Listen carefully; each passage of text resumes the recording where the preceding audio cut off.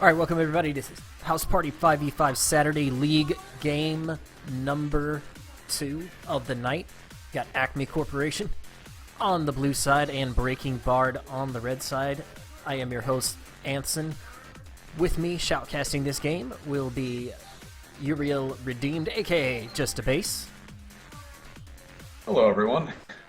And Dave will be joining us for the Champion Select commentary. What's going on? We're seeing our bands come across Andy LeBlanc in Italy, coming out for ACME Corp. Breaking Bard, sticking with Vladimir, Nautilus, and again, this Shyvana band. What is going on with the top lane Smite Shyvana? I personally think Smite Teleport is one of the most broken things to happen to top lane in a very long time. I have been playing almost nothing but Scion top, Teleport Smite, and there is just nothing your enemy laner can do if they aren't also a tank. Like, since you're able to get level 2 with Smite off of a camp, you can show up the lane with either like potions or Flask and 5, and you can just completely out-sustain them until you bully them back out of lane, and then you push the wave to their tower, either forcing a teleport or you force them to lose 2 waves. It's so brutal. Yeah, I agree. It's definitely one of those things where unless they're a tank that's doing the same thing, it gets really to the point where it's almost unbearable. But I do have to say, with the Cinderhulk nerfs, I can definitely see it be one of those things where it happens this game, they might play it, and then the other 2 games they might not. It really depends on the actual team comp. Like, if you saw it in EULC yesterday, the comps actually ran the TP Smite, or the ones where it was like a Lee Sin top, and they had like complete control over both sides of the jungle just because of that alone, just because of having that extra smite, and they're able to jungle. So it's really about these top laners that are able to jungle, have smite, and really don't need the extra escape. So Shyvana, Shen, yes, no, I'm still unsure if I really like the Shen with it. Rek'Sai was played over in Korea today, top lane, but that was actually flash teleport, but I feel like they were wanting to go teleport smite with the Rek'Sai top lane, and then Lee Sin, like these junglers where they're really able to play top lane and jungle at the same time, and are able to just be a nuisance throughout the entire top side of the jungle. So I'm interested to see Kuro Sakai play this champion here. I haven't seen him bring out the Lucian a lot, but he's been playing AD carry for his team, and it's an interesting pickup. He's gonna have his work cut out for him. John the Greatest, definitely an accomplished AD carry, but I think Kurosakai definitely more than capable of putting up a really good fight, and I want to see John bring some lane power. I think if he plays a champion that scales well into the late game but suffers a little bit early game, I think Kuro's just going to dominate him. And the champion like he's hovering over Kog'Maw right now, definitely think that would be a bad idea. I'm a big fan of Lucian as an ADC in the current meta, especially against the current lineup of Thresh, Orianna, Scion. Because first off, he's probably the most mobile AD carry outside of Kalista. So as Scion, who has like 100% skill shots, it's really, really hard to get onto a Lucian unless you hit a godlike ulti. But you're not going to be able to do that anyway because purple teams are already picked up Janna and Lee Sin, which is so much. Yeah, Kennen's one of those champions that come out really strong here lately as well. I would like to see the Urgot. That would be fun, but I'm not sure if that's the best pick for Panda at this stage. Yeah, the Kennen just brings a lot of utility. He's one of those champions that has really moved back into the forefront. His damage never really dropped off. It's just that a lot of counter strategies to him sort of fallen away, and he's picked up a lot of speed here lately. So I'm not surprised to see Nocthos picking him up. I think Breaking Bard is for those of you meta here. we have 5 people running Smite TP. Genius. They really are trying to show the power of having 5 smites on that team. That's a free level 1 dragon. You know what I mean? but not brilliant. But when it comes down to it, I feel like I don't know. This might be a Maokai jungle, might be decent top. You never really know, just for the fact that you can basically put anything in the top lane or anything in the jungle lately, and it's just it's hard to really judge what they're going to be playing based off of that. But definitely going to be Lee Sin jungle now after second left. And I think we overlooked the Scion jungle coming from Zark. I've seen him play it in houses many times, and he always like hovers over it or wants to play, and he never really like sits on actually selects it. But it's nice to see it be played here. I like Scion. I love his new kit. It's probably one of my favorite kits with the recent reworks of Champions, and just being able to run down a lane, screaming and charging at the enemy team. They can't stop you unless you just completely miss, which I've done about 90% of my ults with Scion, is pretty fun. So it does look like he's going to go for the standard, or no, he's going for the. Okay, he's in the jungle. Malkathos going to go for the standard, just top lane flash teleport type of thing. I wouldn't expect Kennen would be one of those champions you'd really want to run Smite on. His E is pretty decent at getting him out of tight spots, but it's not foolproof. He can be interrupted in the middle of it. He can be targeted, hit in the middle of it. Kennen's like Annie, in that he wants to be in your team instantly before you can react, so he can hit a good ulti. So you really Smite do need to TP, flash. as great as it is only really good on tanks who don't need to like gap close, like Scion, because he can just ult as deep as he wants into your team, or like get a good flank. But even Maokai, that's about 50-50, because Flash Twisted Advance is really good since it's targeted and you can just engage a fight like that. And taking Smite Teleport forces you to get a flank in order to have a fight, because it makes it that much harder to get a pick. Definitely. And Slaking not going with the Smite either, so bit of a conventional top lane that we're going to have here. I gotta give the matchup to Slaking. I think the top lane is going to be hard for Malkathos to handle. He's just going to be popping that Maokai passive a lot more often than he wants to. That's always my thing with Maokai, is that he actually does good against these ranged top laners. Lissandra definitely being the one where he wins the matchup, even though you expect Lissandra to win it. And same with Kennen. He definitely gets the advantage over Kennen in the long run, so definitely a good matchup for the top lane. Well, we'll see how all that turns out. We are heading into our load screen. Caster's going to take a short break, and we'll be back as soon as we hit the rifts. Stick with us, guys. More to come.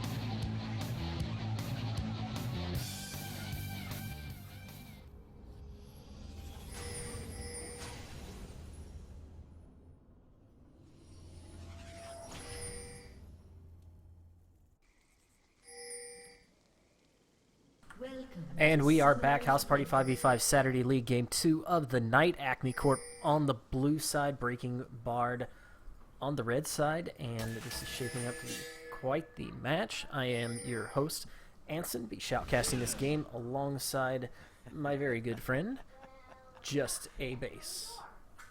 Hello, everyone. And we are seeing both teams set up with their line of scrimmage now. I've got to wonder how this early game is going to play out. Right now it's looking very defensive from both angles. Going to be a Gromp start for Mashari. Looks like it's probably going to be a double golem start for Zark as well. I can see Mashari trying to pull off an invade here. I don't think anyone's going to try to do anything crazy. I mean, both sides have some solid CC options at level 1, but none of them really want to take them, and they'd much rather play it safe. However, I do expect to see Mashari play fairly aggressively onto Zark in his jungle, just because as good as Cinder Hulk is, tanks still need a ramp-up time, and Lee Sin is known for being the jungler who's going to be in your jungle, making it really hard for you to do what you want. That's exactly what I see coming out. I think he's going to clear out a camp or two. It does look like he's headed over to his blue buff. But after that, I think they expect him to be looking at Zark's jungle and looking for an in somewhere. He definitely wants to shut him down, get it to where he can't really do much but sit in the jungle and try to make up some ground. A good early kill would accomplish that. Malkathos and Slaking duking out here in the top lane, and that Malphite passive just really coming through for Slaking here. He's able to regenerate up a lot of what he traded out. And you take a look at Malkathos, he has not been able to regenerate anything back, so he's pretty much where he started when they began that trade. So early game in that top lane looking like the outcome we talked about in Champion Select.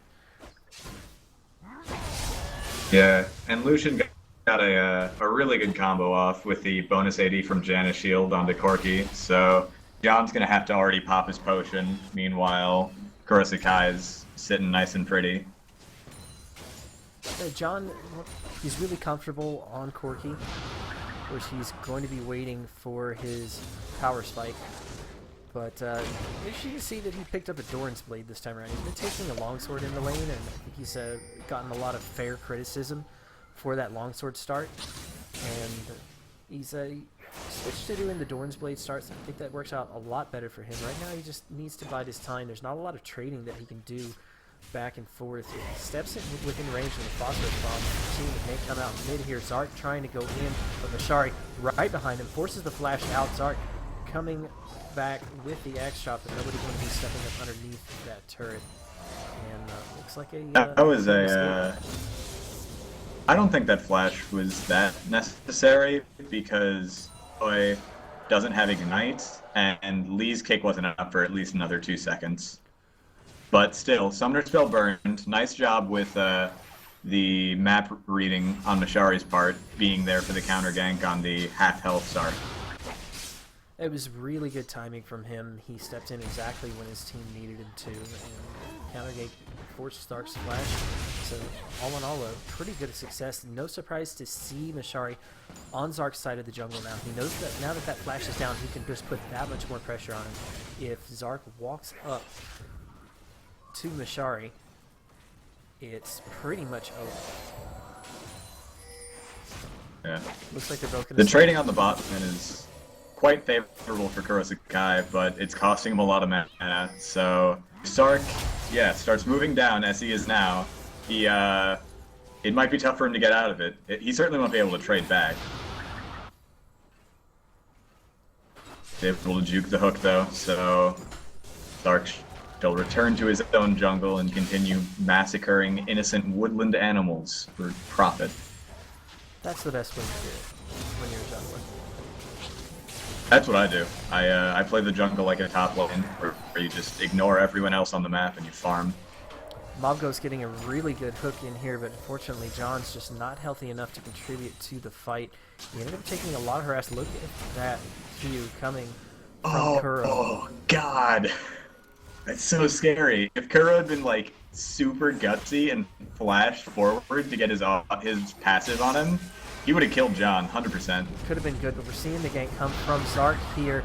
He gets tornadoed up, a great tornado from Fly Knight. John is trying to contribute damage, but he's just not healthy enough to get in that fight. With Mashari joining the melee here, Zark trying to get a little bit of damage down. Fly Knight sitting at barely above 100 health, but Mashari really coming through with that gank.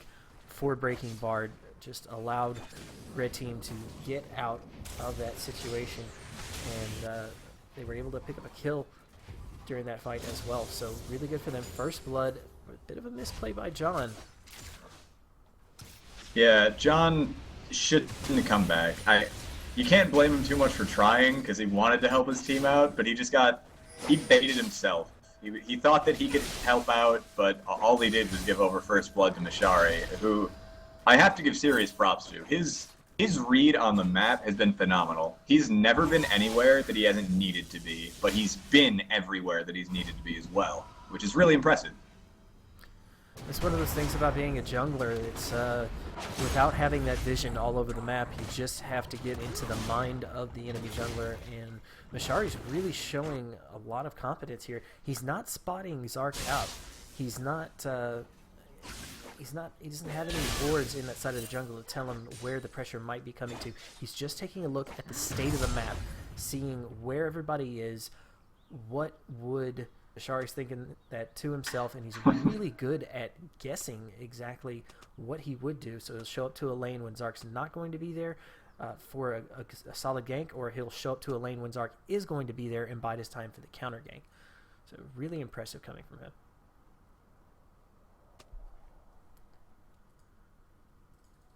Yep. Looks like we do have a pause. A small pause due to lag from Kuro. Hopefully it shouldn't take too long. It's likely he's just going to try and reset the client to fix the problem. So I guess we can talk more about the team fight compositions, because when I see a team with Orianna and Kennen on it, I imagine lots of mid-game team fights going their way. When you've got an Orianna and a Kennen, you've got a lot of options. Both of them have a fairly high damage, but they also have fairly high utility. And I think if you take a look at the engage potential that the Thresh and the Scion are going to be bringing as well, and John can play any way he wants. He can sit back, lob auto attacks, bombs, and rockets, or he can get a more aggressive stance for chasing purposes and sort of get behind that front line, which really Malkathos, Mobghost, and Zark are going to be putting out a pretty solid front line.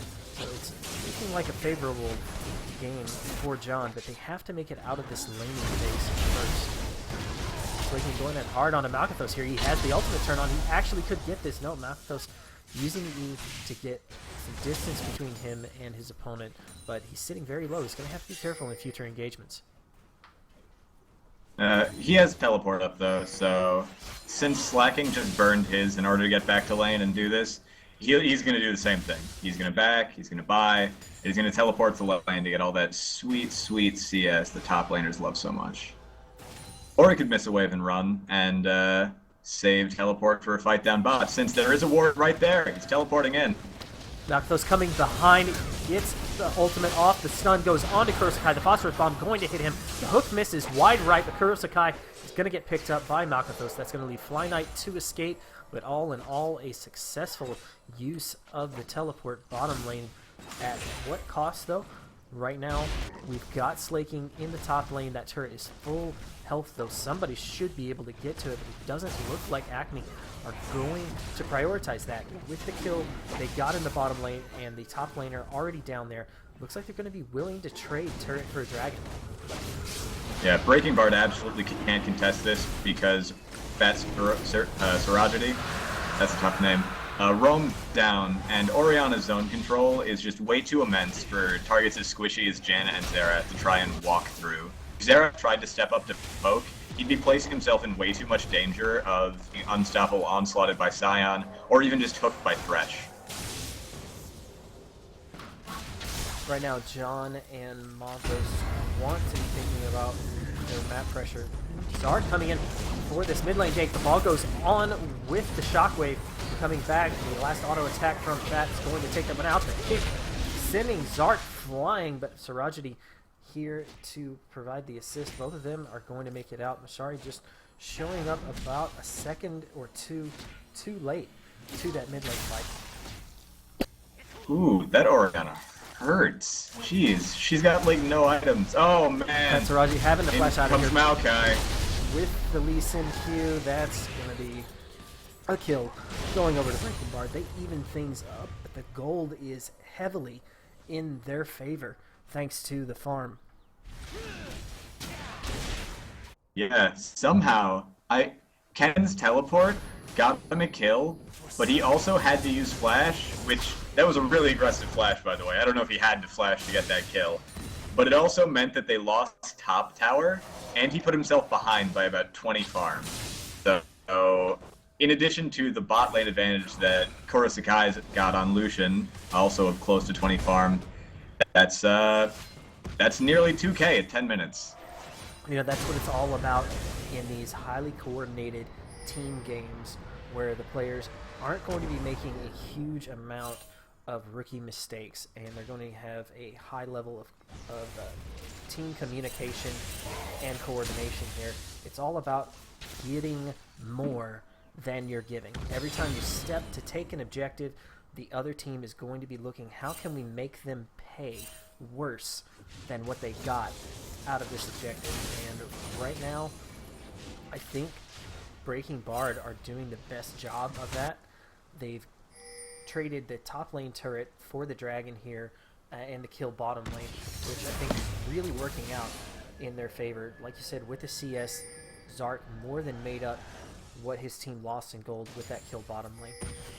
Did give John a little bit more breathing room, which is good. It can be a lot better for ACME Corp, but you take a look at John's build, he's sitting on 1.5 components of that Trinity Force. He's going to need to get that farm there a little higher.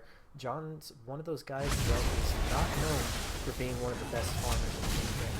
So they're going in on Knockback pretty hard here, just ignoring the minion wave.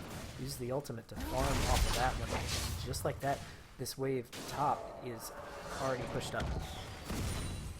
Yeah, he was unable to get the ult proc off onto Malkthos, so he missed some damage there because he was stunned, but he's definitely strong enough to start bullying around since he's got this Rod of Ages finished. Scion's coming in though. Zark going in hard, gets the knock up here with the ultimate from Malkthos. That Maelstrom going to provide all the damage they need. That is a kill and an assist going over to ACME Corp, and a pretty big gain for them. That's going to allow Malkthos to sit in this top lane and farm things up. Meanwhile, Mashari's attention was focused on this bottom lane area. He ended up running into a ward, and I've got to say the wards post that first Lee Sin gank bottom have really come through for ACME Corp. They're able to spot Mashari out before he can get there. He's had a few unsuccessful attempts so far, and his early game stellar map pressure has sort of faded away as we get closer to our mid game. I don't know why Slacking flashed there. He was 100% dead. He flashed towards the enemy Nexus. He had no chance of getting away, and so now his initiation potential is pretty significantly reduced for the next 5 minutes. Mashari coming in for a gank though. Perfect combo. No chance. Mashari just getting that sweep around past the river and up behind. Got a great Q off, and really Fat Sarajity was already sitting pretty low. Yeah, it's worth noting that Mashari actually kicked Sarajity out of the queue from Hoi Hoi. He made him miss the skill shot, but they got the kill anyway. Both bottom laners on ACME Corp trying to go back at this point. Getting a lot of poke harass coming out. It looks like Breaking Bard don't want them to head anywhere. They are going to have free reign over this turret, and it could mean just more gold going into the pockets of the red side.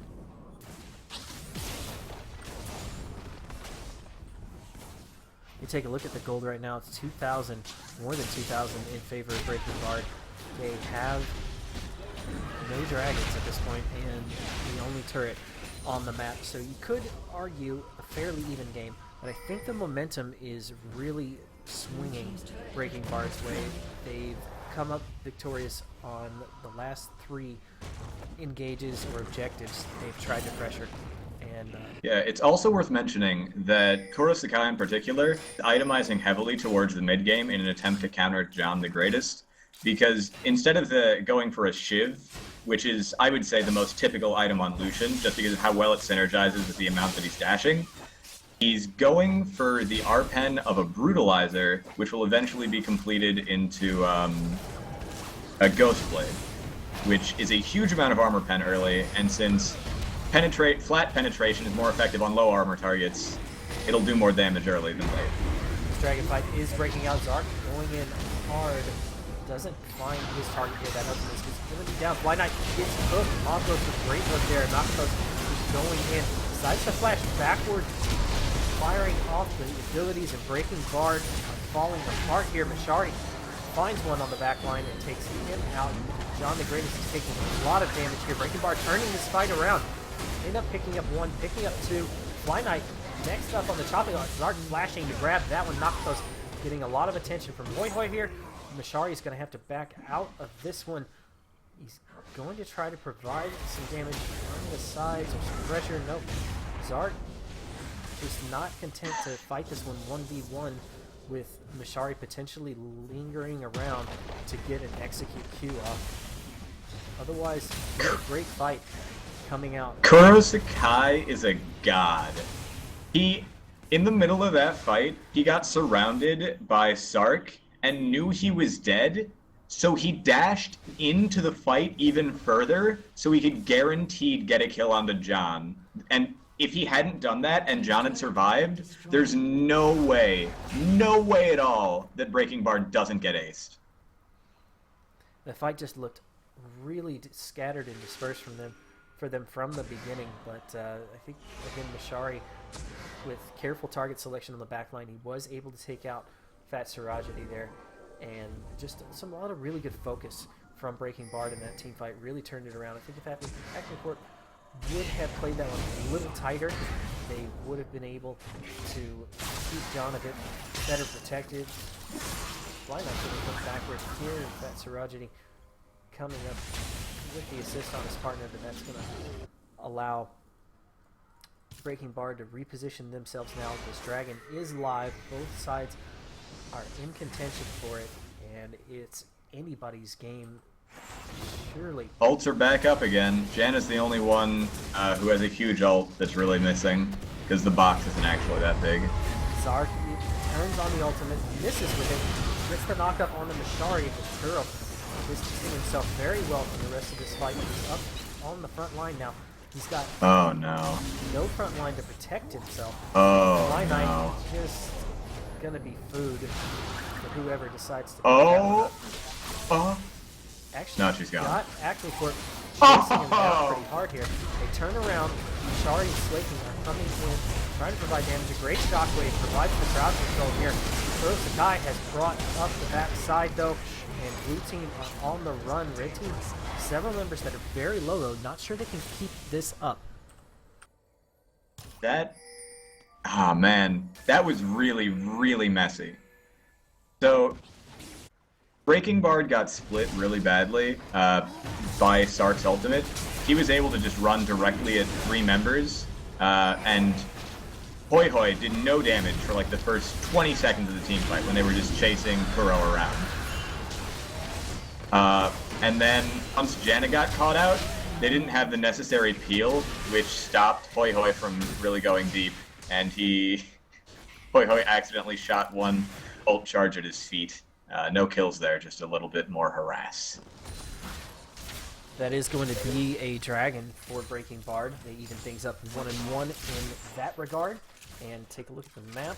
deciding their next move. That objective being down, they've got a few options here, but the one that strikes me the most is this mid lane. They've got themselves a 3,500 gold lead at this stage, and things look pretty good for them. They've been able to win all of their engagements recently. They haven't been clean necessarily 100%, but I think they've got the option to barrel down this mid lane and get some pressure put onto this turret.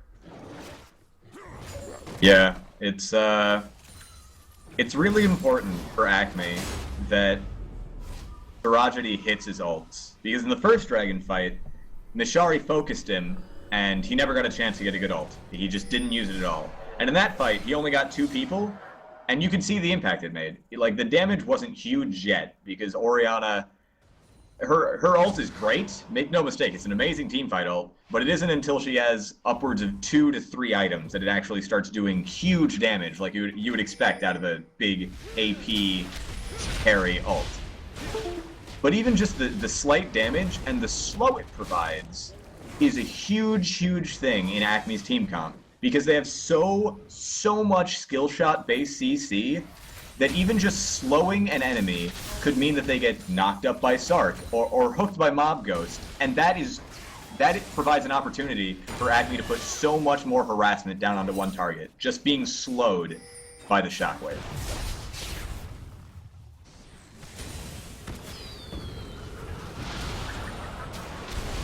It does look like Red Team deciding to get up underneath this turret, and really, I think ACME Corp kind of sensed that pressure on the mid lane was a possibility. They stacked 4 team members in the middle. They've left Noctis up top to deal with slaking, but Kurosakai is in the bottom lane, left to himself, free farming, pushing this lane out, and it's a really good opportunity for ACME Corp to make something happen here.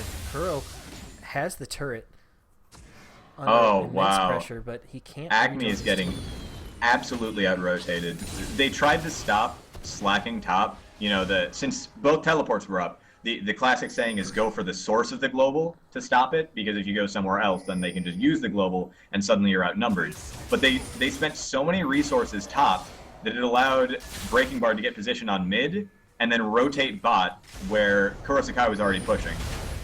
It looks like we're going to have a fight around here, though. Absolutely brilliant rotating, and you're seeing ACME Corp play reactively, and Breaking Bard are on top of the proactive chain. They are making the rules, they are dictating the terms on which these fights are fought, and deciding what lane they're going to be fought in, whether they're going to be in the jungle.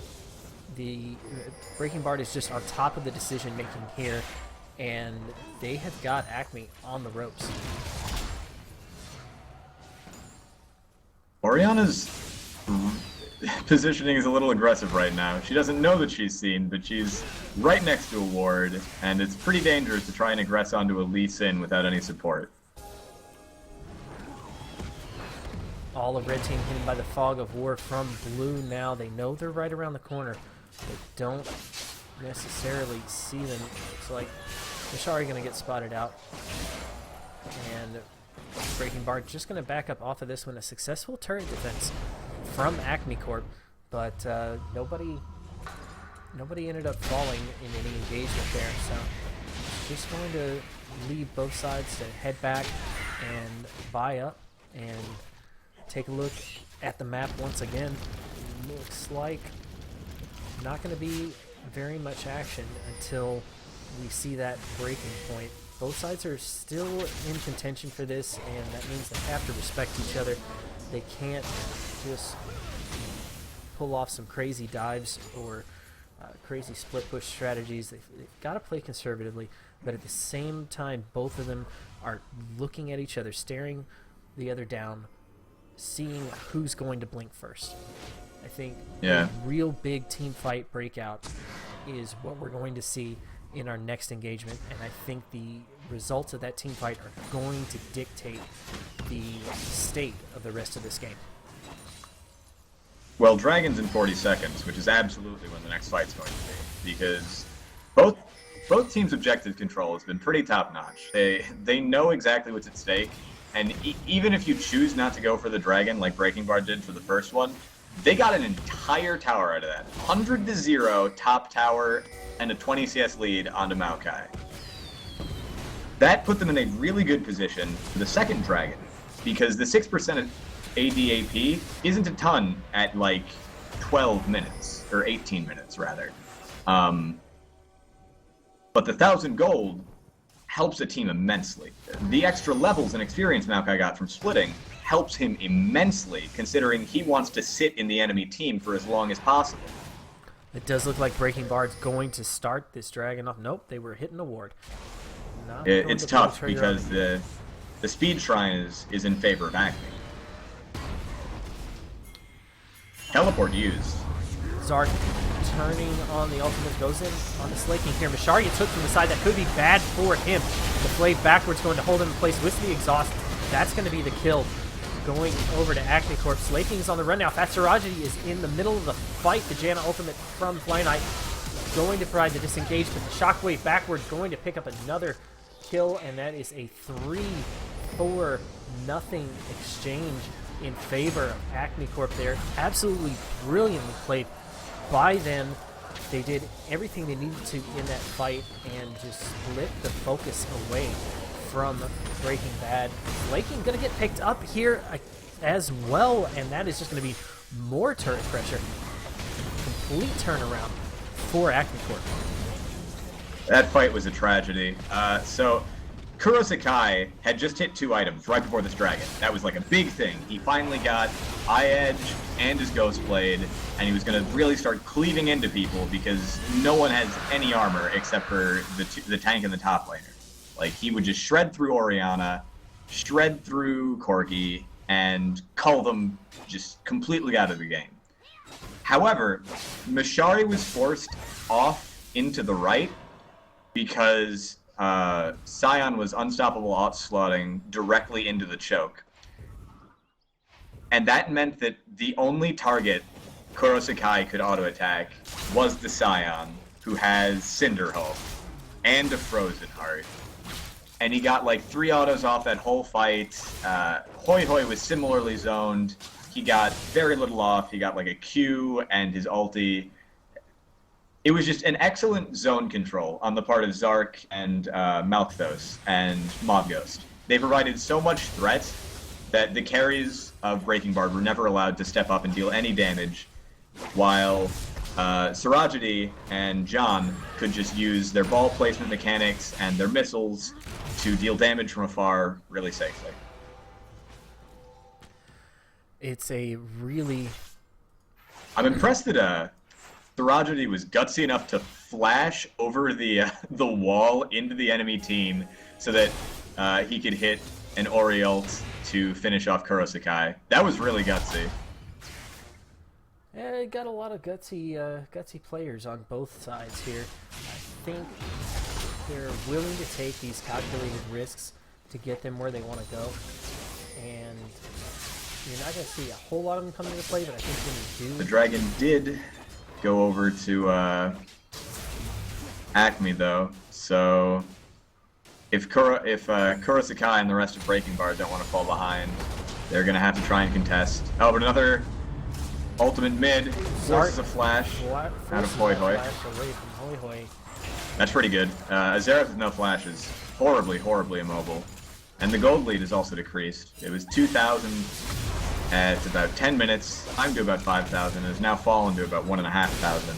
So, Acme's making a comeback, and it's very visible in their vision control.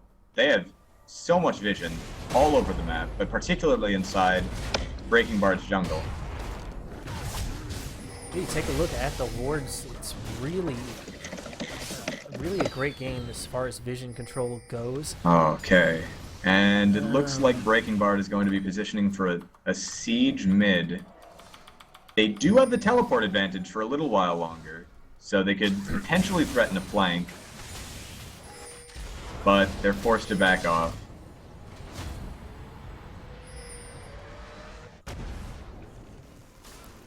Alright, are you hearing me now?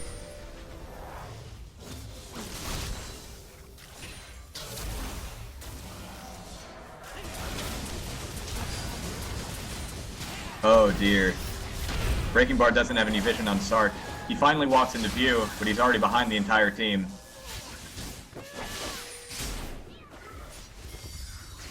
Carries are separated from the rest of the team. Breaking Bard needs to watch it a little bit. I'm amazed Jen and Lee Sin made it out of that. That was really, really dangerous. Alright, you hearing me now? Yes. Not sure what happened with the audio there. It was going through to the stream, not through to TeamSpeak. So we are back. Alright. Good deal. So yeah, where we're at in this game, it's just, the map looks like a Christmas tree with all these wards all over the place. I'm really impressed with the coordinated effort these guys have at putting the vision down in these critical areas. Both red and blue side, both are just doing a really good job. Looks like Zark going to clear out one here as well. And just seeing a lot of priority being given to vision. And with things being as close as they are, really ACME Corp has come back into this game. They have got themselves into a good position to rally back. And of course, John the Greatest has his Bloodthirster and his Triforce as well. And that's certainly helping. Take a look at the farm, though. We talked about how John, not one of those guys that's known for being the best farmer in the league, but right now he's just completely top farm game, blowing that out of the water. He's got 230, which is way higher than I'm used to seeing him at 30 minutes. That may be an area of his game that he realized he needed to shore up and get better at. I'm really impressed to see that score coming up the way it is. Yeah, it's farming and generally last hitting is like one of the basics of the basics, but it's also one of the most important things in the game, especially on a competitive level. If one member of your team, especially a carry, is unable to consistently get that gold per minute, it's really, really rough. Like, in games that are really fight heavy, it's possible for them to make up the difference just by, you know, picking up kills and assists and maybe getting objectives. But with top laners especially, it's harder to make up that difference because you're on the island. So it's nice to see that both top laners are relatively close in farm and also somehow out farming both of our mid laners. Somehow. It's a really impressive number that they both racked up here. The Lucian build. One of the things I like about Lucian, oh dear. Apothos going in a little too ham here, though. Finds two members of Breaking Bard at his blue buff, and that's just unfortunate. I'm not sure if he didn't have vision over that area. Didn't expect to find two, but looks like at this point ACME Corp trying to respond to that one. They picked themselves up a dragon for their efforts, and they're going to be heading to top lane to try to fend this one off. But yeah, one of the things I really like about Lucian is just the diversity options in his build. We saw in LCS today, Team Liquid building a straight-up traditional damage Lucian. Infinity Edge, Phantom Dancer, Armor Pen, Lifesteal. It was very conventional. Oh, Kuro Sakai. Jumping in onto Kuro. He misses with the rocket, though. The flash not going to be enough to reposition himself, and John the Greatest picks up a solo kill there. Despite of this rocket, a little bit shaky on both sides, but kill's a kill, and that's going to leave Breaking Bard down a man here. Fly Knight is out of position, and Apothos going to be able to wrap that one up relatively easily. Slaking on the run now. Mashari's coming to join, but he actually misses the Q, and he doesn't really want to join the fight here. It's a 2v5 situation. 3 kills. Oh, go over to ACME. Boy, that's a Baron unless Mashari is actually a god. He has no vision. Yeah, he doesn't have vision over it, but he's got that. Oh, they see him. They see him. They're going to want to keep him away from that Baron. Apothos doing a great job of zoning him out. Mashari is on the run now, but he's coming around the bend, actually. Apothos turns. Did he get to kill him to Sura? Oh. He canceled his ult before the third shot, unless I missed it. Mashari falling very low here. He's not going to be able to get in. They stopped the Baron. Steal. Maokai's up in his teleport. He can come in at any second. Mashari actually is still alive there. He's sitting with like 10 health on the back line. Slaking coming in with the teleport here. They stop the Baron. They get 2 kills. Well, Mashari didn't steal the Baron, but he probably is a god. That was a really admirable defense on his part, defending versus an entire team. Admittedly, ACME made a few mistakes in their allocation of defensive resources. They sent both Malthus and Sarajity to stop Lee Sin from coming in when they only needed one person at most, and probably Mob Ghost should have been the one to do it as the support, while the rest of the team just tried to burn down Baron before Slacking got respawned and thus could teleport to contest. Hoi Hoi also had really good positioning on that fight, able to poke them from around the Baron pit where they couldn't respond. He got John solo that he had to leave, and that was another source of damage gone. And then there was no damage left on the Baron for when Slacking and Kuro Sakai showed up, so they forced him off. And since they didn't lose the Baron, they basically traded three turrets for a dragon. And look at this damage they're putting down on the Slaker. He had nowhere to go with that. He actually dodged the ultimate coming from Zark, and it didn't. Back to Baron, boys. So a bit of a the enemy ADC is bot lane. 3 Barons. It's you know, they've got one down. I'm not sure why Kuro Sakai is split pushing bottom lane. He's been doing that this game. And it's gotten some pressure down. There's definitely a lot of wave clear from Kuro. But look at what's happening here as a result of it. Hoi Hoi using that ultimate to try to get damage down onto the back line here. And Zark going in for the steal. He picks it up.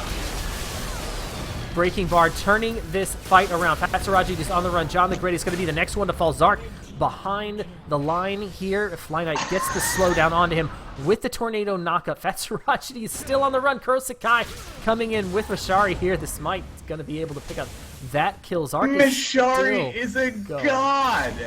Oh my god! A great knockup from Fly Knight negates the damage from the Zark Q. And this game has just completely turned 180 once again. A 10,000 gold lead in favor of Breaking Bard, and they are just dominating.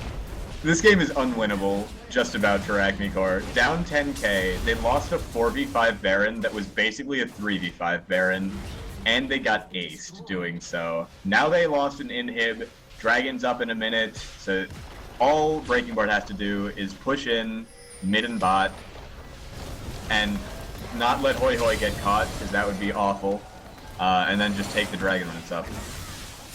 This is just a really strong showing from Breaking Bard this game. They have really come together as a team. Yet I'm not sure how much they've been practicing, but they have just done a phenomenal job of pressuring the map, warding, communicating, coordinating these team fights.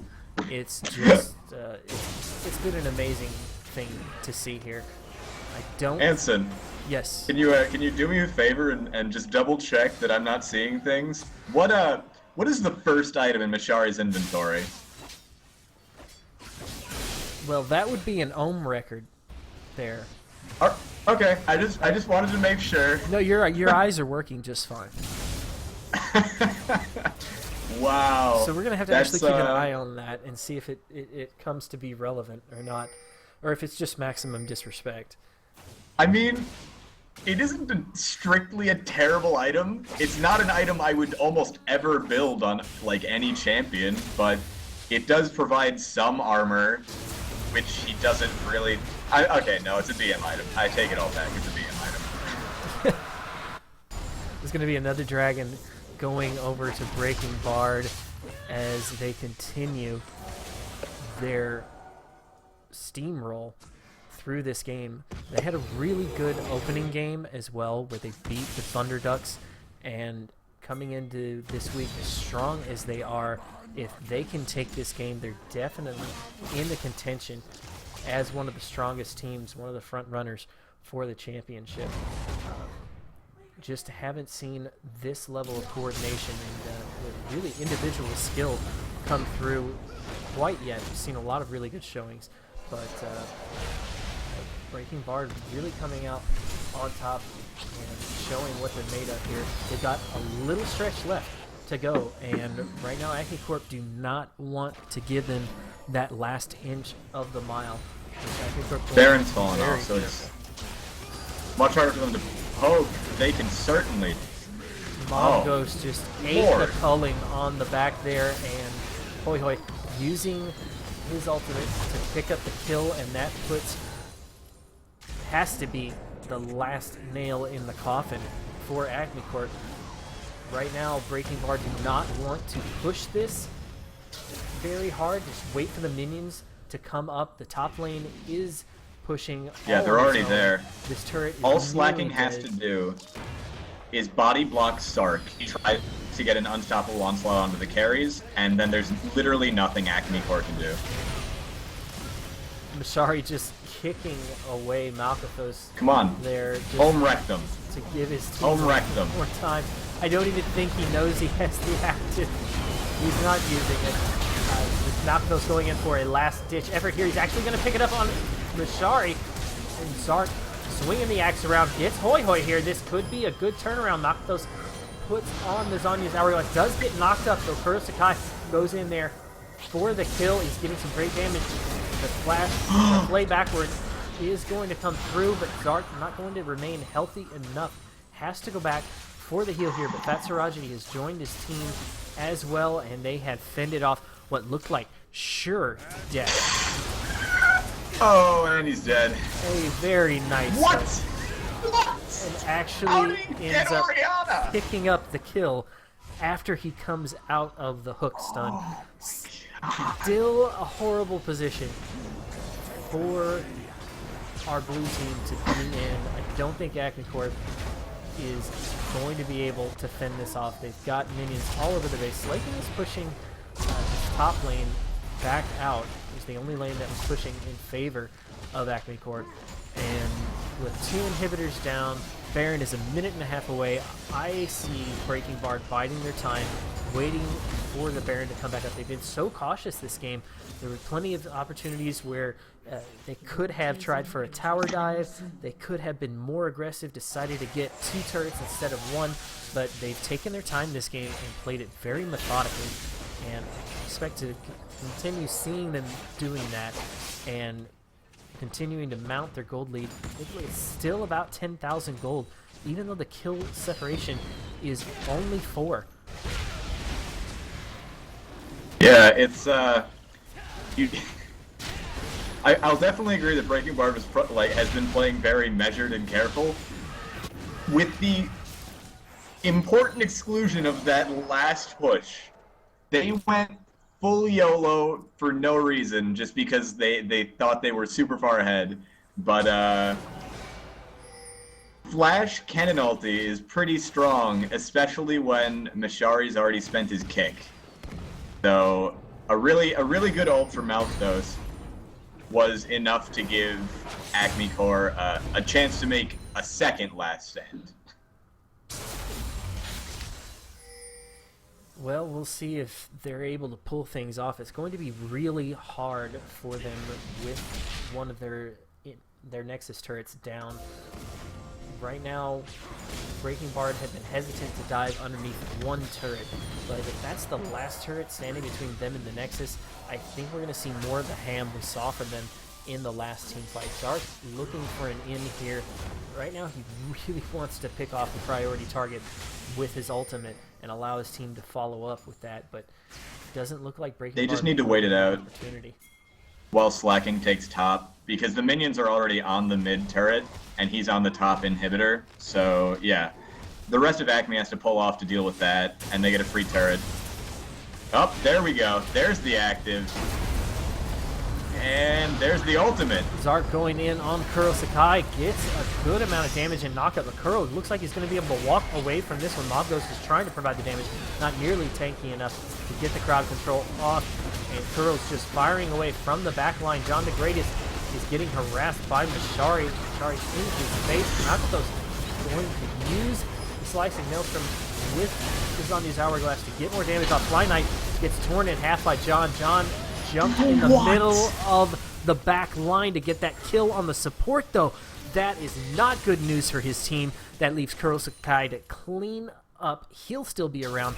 John is dead, and this is a really good opportunity for Breaking Bard to close the game out here.